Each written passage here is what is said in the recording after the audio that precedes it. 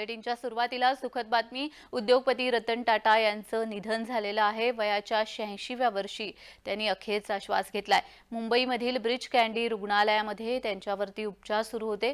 भारतीय उद्योग जगताला आधुनिक युगामध्ये नेण्यासाठी झटणारे आणि या क्षेत्राचा ठसा आंतरराष्ट्रीय प्रतलावर उमटवणारे द्रष्टे उद्योगपती दानवीर टाटा उद्योग समूहाचे माजी अध्यक्ष रतन नवल टाटा यांचं बुधवारी रात्री मुंबईतील रुग्णालयामध्ये वृद्धापकाळाने निधन झालंय.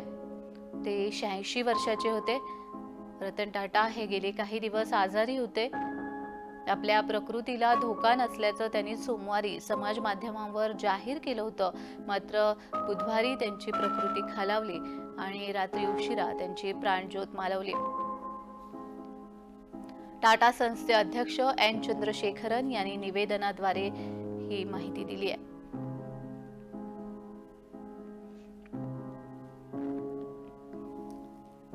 उद्योगपती रतन टाटा यांचं निधन झालेलं आहे. वयाच्या 86व्या वर्षी त्यांनी अखेरचा श्वास घेतलाय.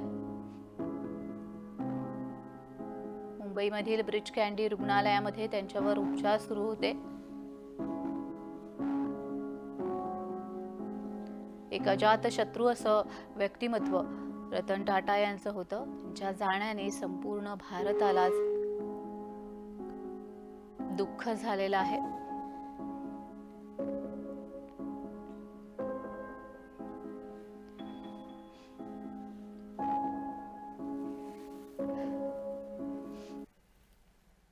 रतन टाटा यांचा परिचय पाहूयात. रतन नवल टाटा हे सन्मानित भारतीय उद्योजक होते. टाटा सन्सचे माजी अध्यक्ष होते. टाटा समूहामध्ये विविध जबाबदाऱ्या त्यांनी लीलया सांभाळल्या. रतन टाटा यांनी टेटली, जॅग्वार, लँड रोव्हर आणि कोरस या विदेशी कंपन्यांचं अधिग्रहण केलं. रतन टाटांना 2000 मध्ये पद्मभूषण आणि 2008 मध्ये पद्मविभूषणनं सन्मानित करण्यात आलं. रतन टाटांना अनेक आंतरराष्ट्रीय सन्मान देखील मिळाले होते.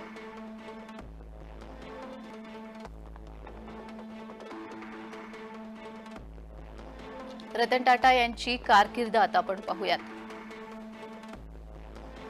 मुंबईमध्ये 28 डिसेंबर 1937 रोजी पारशी कुटुंबामध्ये रतन टाटा यांचा जन्म झाला. रतन हे नवल यांचे सुपुत्र जमशेदजी टाटा यांनी त्यांना दत्तक घेतलं. रतन टाटांचं शिक्षण हे कॉर्नेल विद्यापीठाच्या कॉलेज ऑफ आर्किटेक्चर मध्ये झालं. हार्वर्ड बिझनेस स्कूल मधून रतन टाटांनी व्यवस्थापनाचे धडे घेतले. रतन टाटा यांचा टाटा समूहामध्ये प्रवेश एक सामान्य कर्मचारी म्हणून 1961 मध्ये झाला. सामान्य कर्मचारी ते टाटा समूहाचे अध्यक्ष इथवर त्यांनी मजल मारली.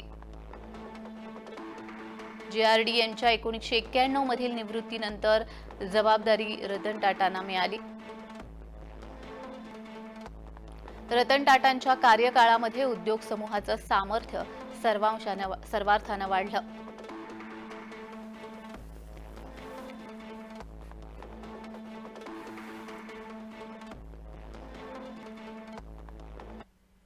तर या संदर्भात आपले सहकारी नरेंद्र कोठेकर हे आपल्याशी दूरध्वनीद्वारे जोडले गेलेले आहेत. नमस्कार कोठेकर सर.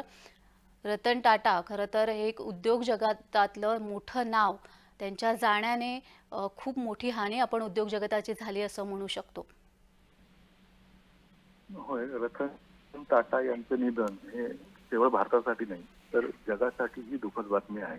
कारण उद्योग क्षेत्रामध्ये त्यांनी केलेली कामगिरी आणि त्यांच्या उद्योग समूहाने जगभरात ज्या ज्या गोष्टी निर्माण केल्या त्याच्यामध्ये दोन गोष्टी रतन टाटा यांच्या नावाशी जोडल्या गेल्या नेहमी. एक म्हणजे विश्वास आणि दुसरं म्हणजे त्यांच्या व्यक्तिमत्वाची विनम्रता. रतन टाटा नेहमीच आपलं समाजाप्रती एक उत्तरदायित्व आहे या भावनेने स्वतःचं जीवन जगले आणि त्यांच्या संपूर्ण कार्यकाळामध्ये त्यांनी एकापासून दुसऱ्याला जेवढी काही मदत करता येईल ती मदत केली. आपण एक ज्येष्ठ उद्योगपती असूनही त्यांनी फक्त भारतात नव्हे तर जगभरातल्या अनेक कंपन्यांची हातमिळवणी करून भारताला अधिकाधिक विकसित कसं करता येईल हा दृष्टिकोन ठेवला. अशी एक व्यक्ती जी उद्योग क्षेत्राशी निगडीत असूनही भारताचं हित जपण्याचं काम त्यांनी नेहमी केलं. अगदीच. त्यांनी मोठमोठ्या कंपन्यांशी समूहाशी जोडल्या गेल्यानंतर त्यांचं व्यक्तिमत्वामध्ये आणखीन एक विशेष असं होतं की म्हणजे मगाशी म्हटल्याप्रमाणे आज टाटा सन्स किंवा टाटा मोटर्स या कंपन्या आपल्या देशामध्ये किंवा जगभरामधल्या अनेक संस्थांना मदत करतात, त्यांचं उत्तरदायित्व घेतात. कोविड सारखं खूप मोठं संकट जगावर आणि भारतावर आलं होतं. त्या कोविडच्या काळात टाटांनी खूप मोठी मोलाची कामगिरी करून सरकारबरोबर सहकार्य केलं आणि जी. कोविडमध्ये देशाला जेवढी मदत करता येईल तेवढी मदत त्यांनी केली. ज्यांनी जी, जी. आपण जेव्हा ताजवरती हल्ला झाला होता तेव्हाचं एक उदाहरण मला आठवतं, जिथे ते कर्मचारी फेरीवाले जे जखमी झाले होते त्यांना देखील त्यांनी चांगल्या महागड्या हॉस्पिटलमध्ये, रुग्णालयामध्ये नेऊन त्यांच्यावरती उपचार केले होते, असं देखील मी माझ्या वाचनात ऐकण्यात आलेलं आहे. हो. टाटांची अशी अनेक उदाहरणं आपल्याला देता येतील, ज्याच्यामध्ये मगाशी म्हटल्याप्रमाणे की त्यांच्या पूर्ण स्वभावामध्ये म्हणजे व्यक्ती पैलू जेवढे असतात माणसाचे, त्याच्यामध्ये महत्वाचा पैलू होता तो म्हणजे परोपकार. जी. समोरच्या माणसाला मदत करा, समोरच्या कोणाही माणसाला कमी लेखू नका. टाटांबद्दल जे जे चरित्र आजपर्यंत लिहिलं गेलंय त्यात सगळ्यांनीच असं म्हटलंय की टाटा एक समोरच्या व्यक्तीचा किंवा माणसाचा अत्यंत आदर करणारं असं व्यक्तिमत्व होतं. जी. त्यांनी कधीही कोणाला कमी लेखलं नाही. मग त्यांच्या पूर्ण युनिट मधले कोणी सहकारी असो, त्यांचा वाहन चालक असू दे किंवा त्यांच्याकडे असलेला शिपाई असू दे, जी. त्याला ते नेहमी आदराने वागवायचे. म्हणजे संपूर्ण आपले पाय जमिनीवर ठेवून जगणारा हा उद्योगपती होता. संपूर्ण अगदीच. भारतावरती उद्योग क्षेत्रात त्यांनी राज्य केलं असेल तरीही आपण एक सामान्य आहोत. त्यांची अत्यंत त्यांचं राहणीमान जे होतं ते अत्यंत साधं जी. आणि समोरच्या माणसाबरोबर समोरच्या परिस्थितीशी जुळवून घ्यावं. म्हणजे त्यांनी कधीही आपण श्रेष्ठ ज्येष्ठ उद्योगपती आहोत असा कधीही बावून मिरवला नाही.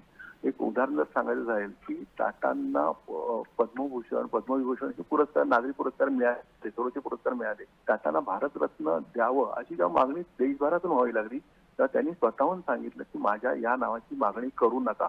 म्हणजे जी. इतकी विनम्रता आजच्या तारखेला आपण जर बघितलं तर कोणा व्यक्तीमध्ये सहसा आढळून येत नाही. आपण एक साधी राहणीमान असो म्हणजे त्यांचं जर आपली दिनचर्या जर बघितली, दिनचर्या पण खूप पाहू नसलेली किंवा खूप आपण ज्याला म्हणू की जास्तीत जास्त शो ऑफ करा अशी अजिबात ही नव्हती, दिनचर्या नव्हती. ते जी. अत्यंत साधे राहायचे. ते जेव्हा जेव्हा आपल्या सहकाऱ्यांना कंपनीतील अधिकाऱ्यांना भेटायचे तेव्हा त्यांची जातीने विचारपूस करायची. टाटांबद्दल जी काही आतापर्यंतची पुस्तकं आलेली आहेत त्या पुस्तकामध्ये ज्या लोकांनी आठवणी दिलेल्या आहेत, जी. त्यांच्या बरोबर काम केलेलं आहे, त्यांच्या सर्वांनी जर ते त्यांच्या जर आठवणी बघितल्या आपण वाचल्या तर त्याच्यामध्ये एक मुद्दा प्रकर्षाने जाणवतो. तो म्हणजे टाटा नेहमी समोरच्या माणसाला माझी मदत कशी होईल, जी. या माणसाच्या मी काय उपयोगी पडू शकतो का, अशा दृष्टिकोनातून त्या माणसाशी संबंध ठेवायचे. आणि त्यांचे संबंध फक्त भारतात नव्हे तर जगभरातल्या सगळ्या राजकीय नेत्यांशी, जगभरातल्या सगळ्या उद्योगपतींशी खूप दृढ आणि सौहार्दपूर्ण असे संबंध होते. जी. असा माणूस हरपणं हे फक्त आपलं नाही, देशाचं नव्हे तर जगाचं नुकसान आहे. टाटा हे विजनरी होते. म्हणजे त्यांनी जो दृष्टिकोन किंवा ज्या ज्या गोष्टींमध्ये एक म्हटलं जातं की जिथे टाटा आहे हे नाव जिथे लागतं तिथे जी. विश्वास आहे. मग आणि टाटा हे जे नाव आहे ते आपण जर ज्या कम्युनिटीज म्हणून म्हणजे जी जी उत्पादनं भारतात किंवा देशात वापरली जातात त्या प्रत्येक उत्पादनामध्ये मग ते टाटाचं मीठ असो किंवा टाटाची गाडी असो जी. किंवा टाटा इंडियासारखी कंपनी असो, असं कुठलंही क्षेत्र नाही ज्याच्यामध्ये टाटांनी म्हणजे त्याला त्या क्षेत्राला स्पर्श केलाय आणि त्याचं सोनं झालेलं नाही. अशी एकही गोष्ट टाटांनी ठेवली नाही. जी. त्यांच्या वार्षिक सभेमध्ये ते नेहमी म्हणायचे की आपण म्हणजे मी उद्योग करतो पण मला फायदा नकोय तर मला विश्वास हवाय. असा उद्योगपती हा विरळाच असतो असं सांगणारा. कारण उद्योगपती म्हटल्यावरती आपण फायदा किंवा आपली कंपनी मोठी झाली पाहिजे. त्यांनी सगळ्याच कंपन्या त्यांच्या खूप मोठ्या केल्या, त्यांची अगदीच. जगभरात नावं केली, पण कधीही त्यांनी स्वतःच्या नावावरचा विश्वास ढळू दिला नाही. जी, जी, जी. धन्यवाद कोठेकरजी, तुम्ही दिलेल्या या प्रतिक्रियेसाठी.